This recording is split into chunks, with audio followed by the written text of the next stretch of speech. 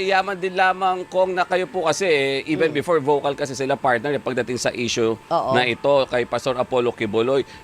Sa inyo pong information na nakarating sa inyo, meron ba talaga? At kung meron, ano sa palagay nyo, pwede ba talaga siyang ibigay ng Pilipinas?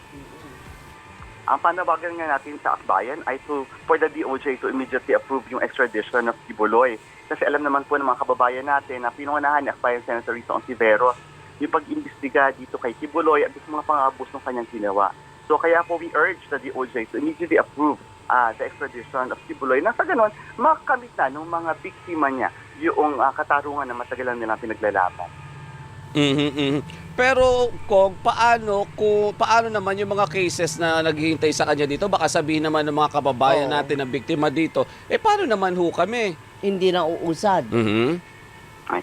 Alam mo, sa totoo lang, Robert and Doris, nakita natin kahit si Kibuloy ay nakakulong, grabe pa rin yung kanyang political and religious influence.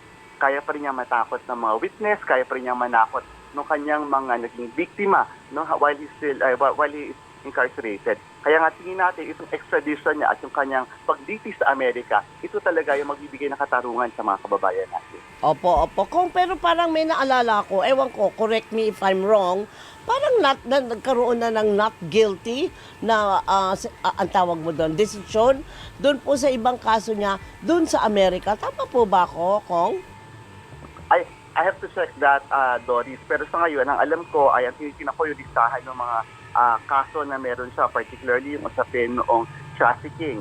Kasi hindi ito simple misconduct lamang. Oo. Ito ay talagang malala na heinous crime pag pinag-usapan natin yung sexual exploitation sexual abuse ng mga minors. Tama. Ay, kung paki-walk through lang sa amin, ano ang magiging proseso? Sakali nga na maging opisyal na, kung meron man na extradition request. Yes. So, I have to hear yet from the DSA at from the DOJ paano yung kanilang magiging proseso dito. Oo. Pero sa dulo, ang gusto nating bigyan ng diin ay itong extradition ni Kibuloy, ibig sabihin ito katarungan para sa mga biktima.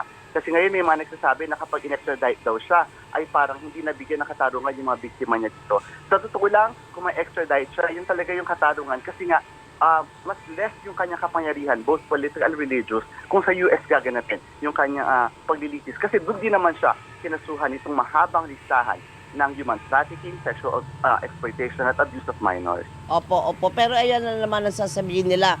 Bakit kailangan ng extradition? Gumagana naman po ang justice system natin dito sa Pilipinas. Okay.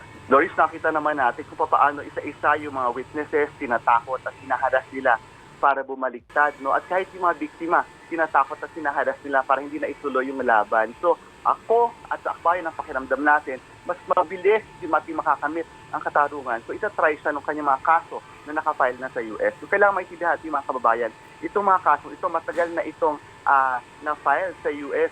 So, matagal na ito sabihin nga natin, na dumadaan doon sa proseso doon. Napakaswerte nga ni Kibuloy, Doris, kasi diba, meron siya opportunity for due process. Pero yung mga pinatay nung sinuportahan niyang administrasyon, siya pa spiritual advisor, walang chance at due process. Yung mga kababayan natin pinatay na ganun na lang nung panahon ng tukang. Pagka ganyan po ba na-extradite, meron po bang chance, ano ang chance, partner? Pagkakataon na ang mga witnesses po na sinasabi ninyo ay madala doon at sila doon ay magbigay ng kanilang testimonya at kanilang mga pahayag? Hindi ko pa alam kung ano yung mangyayari doon sa proseso. Sigurado ako na may mekanismo para kuhanin yung testimonya both ng witnesses at saka ng mga biktima niya. Opo. Ay, kung ano pong masasabi ninyo kasi kahapon, partner, ang kampo po ni Pastor Apollo Kibuloy sa panguna ng kanyang abogado, naglabas po ng statement si Attorney Ferdinand Topacio. Sabi niya, nakakahinala naman yung timing ninyo ng issue, pagpapalutang ng issue ng extradition. Kung kailan may mga issues na sinasampal sa gobyerno, flood control projects, iba pa mga issues. Ganun din daw yung nangyari nung kay dating Pangulong Duterte, may kinakaharap na issue na malaki ang administrasyon, biglang ito ipinasok naman yun sa ICC. Ito mga ganitong palusot lang siya talaga. Yung katarungan naman, patuloy na umiikot yan, ano man yung political climate. Kaya nga mahalagang tingnan ng mga kababayan natin na yung quest for justice ng mga victim sa isang patuloy na proseso. Maari nagkataon na gitna tayo na isang political upheaval, pero sa dulo, hindi dapat namamahinga yung laban natin para sa katarungan. Kung may mga ganitong kaguluhan, tuloy-tuloy dapat ito. Kung, pero hindi po ba ito halimbawa kung i-grant ng Pilipinas yung extradition, halimbawa kung meron na talaga, no? At pagbigyan, pumabor yung DOJ dun sa hiling, hindi po ba daw ito pagpapakita ng kahinaan ng Pilipinas, ng soberanya ng Pilipinas? Bakit kailangan nating sumunod sa iba habang may pending nga na case siya dito? Bakit hindi muna patapusin yung mga kaso dito bago natin siya payagan na makuha ng ibang bansa para naman din panagutan niya yung mga ibinabato sa kanya doon? Ang perspective natin dyan, Robert Dennis, ay yung perspective ng pursuit of justice, no? Saan at paanong proseso o paraan natin makukuha talaga yung katarungan para doon sa mga biktima niya. So itong kaso na final pa noong November 10 at meron tang warrant of arrest in connection doon sa maraming mga charges ng conspiracy to engage in sex trafficking by force, fraud, coercion, and sex trafficking for children, hindi ibig sabihin na dahil ngayon lang lumabas, ay sinadya yung timing. Ito ay matagal nang nariyan. So, yung sinasabi naman, hindi ba na-undermine yung soberanya ng bansa? Sa dulo sa akin, ang mahalaga talaga yung pursuit of justice ng mga biktima. Kasi sa mahabang panahon na nangyayari ito sa Pilipinas, itong kapangyarihan ni Quiboloy remains unchecked.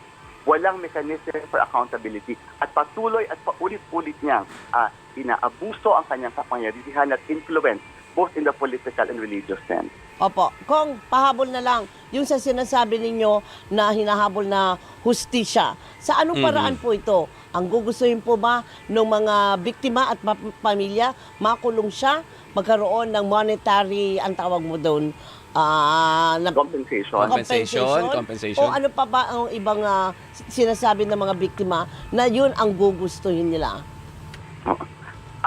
Hindi ko pa alam kung ano yung side ng mga kapatid natin, kababayan natin, mga biktima when it comes to ano yung kanilang sense of justice. Pero tingin ko, napakalaking bagay para sa kanila at sa kanila mga pamilya na itong si Quiboloy ay masabi na guilty. So sa napakaraming krimen na ginawa niya sa mismo mga kasama niya sa kanyang relihiyon o simbahan at ganoon din sa mga kababayan natin, inabuso niya dito ng sex trafficking, fraud at coercion. Okay, so aabangan na lang po natin. So saan tayo tututok, Kong? Sa DFA o sa DOJ? Oo nga. Pareho nating tututukan pero sa ngayon, ako ay nananawagan sa DOJ na immediately